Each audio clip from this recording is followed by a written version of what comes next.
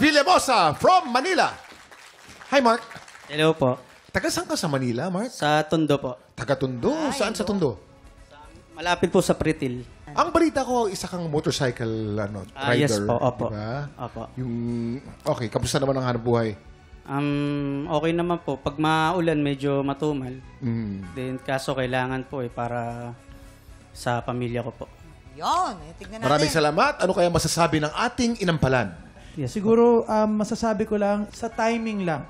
Although magbibigay tayo ng konting consideration kasi Sige parang walang metro bilang performer, meron tayong awareness kung ano yung tempo nung kanta na pinili natin. Actually, nung nagkaroon na ng beat, nakabalik ka naman Yun lang talaga yung una, parang hindi mo lang masyadong na-establish sa amin yung flow nung kanta kasi hindi mo masapul-sapul yung metro. Yes po. Yun lang. Thank Again, you po. congrats dahil napakahirap nung kinanta mo. Thank you po.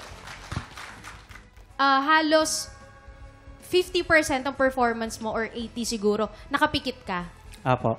Okay yun na dinadamdam mo yung kanta, feel mo talaga, pero itry mo din next time na mag-connect sa amin. Kami naman ang makaramdam kung ano yung kinakanta mo. Yes po.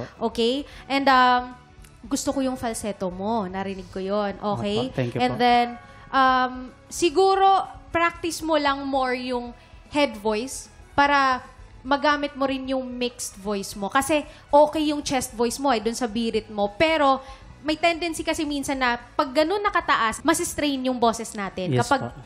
chest tayo ng chest, walang suporta ng head. Okay? Thank you po. Congratulations, Mark. Thank you. Mark, yung part na Can I lay back? Nakukulangan ako. Yung pagbitaw mo ron, kailangan medyo dagdagan mo ng konting diin to sa part na yon. Thank you po. So yung dynamics, medyo kulang, ha?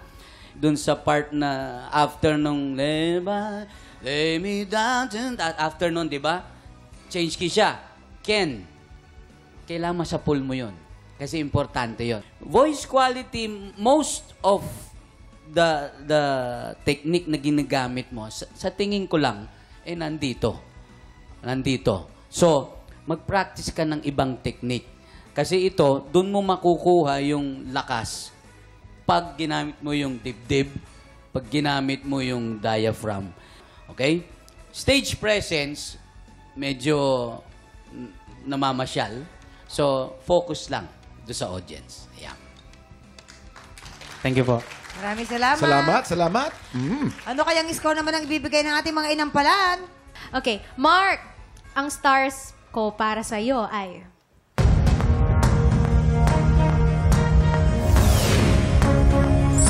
Two stars ang binigay ni Hannah. Mark, ito ang aking mga bituin para sa'yo.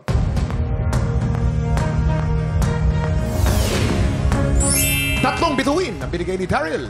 Mamaya na po natin papakita ang scores ni Renz. So far, si Alex ay meron ng 6 stars at si Mark naman ay meron pong 5 stars.